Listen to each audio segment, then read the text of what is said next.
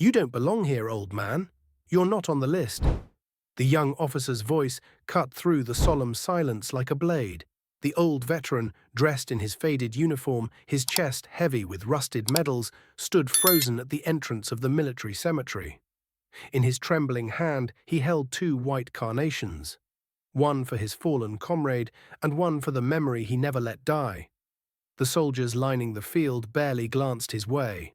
Fresh-faced, sharp uniforms, not one of them knew what he'd been through. Not one of them cared. The officer waved his pen again, gesturing him away. "I said move. This is a private service." The veteran swallowed hard, lips pressed into a line. He had walked 5 miles just to say goodbye. They served together in '68, side by side in the jungle hell of Da Nang. He remembered the heat, the screaming, the brotherhood forged under fire.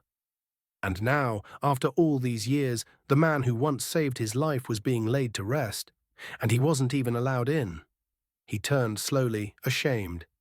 The carnations drooped in his hand, as if they too knew they were unwanted here.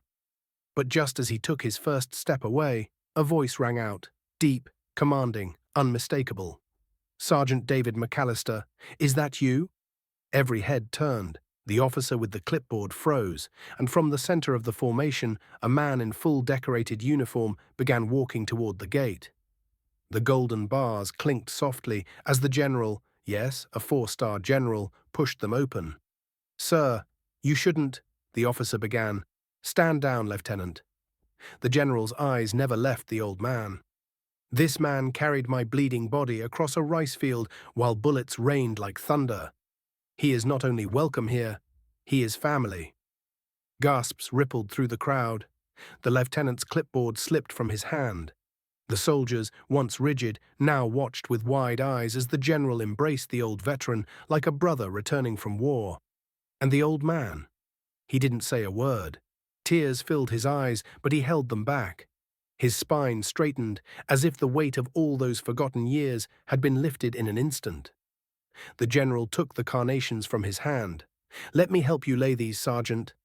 As they walked together toward the casket, the soldiers automatically snapped to salute.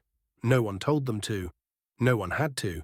It was respect, earned, not ordered. Halfway down the path, the general slowed. "Do you remember when he took that bullet for me?" he whispered. The veteran nodded. "He always ran toward the danger. That's just who he was." And then quietly, the general added, "You never told anyone it was you who saved both of us that day." "I never forgot, Dave. Never." The funeral resumed, but it wasn't the same. The priest, visibly moved, invited the old man to say a few words. Hesitant at first, he stepped forward. "Tom wasn't just a soldier. He was my best friend. In the jungle, when the nights felt endless and the fear crawled into your bones, Tom made us laugh. He reminded us we were still human." Silence, every ear tuned in. "He died once for his country. Let him not die again in our memory." When he finished, there wasn't a dry eye in the field. Even the young officer who had tried to send him away stood stiffly, fists clenched, unable to look up. The service ended with full honors. Rifles cracked into the air. A trumpet cried out with that lonely, haunting taps. And when it was done, the general escorted the old man out personally. At the gates, he turned back. "Sergeant, would you do me the honor of joining us at headquarters this weekend? I want my officers to hear your story. Firsthand."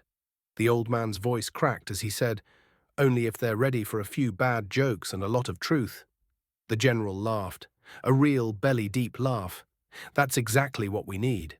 As they parted ways, the crowd remained still, a hush of reverence. They had witnessed something bigger than protocol, beyond rank. And the young lieutenant? He approached quietly. "Sir, I'm sorry. I was wrong."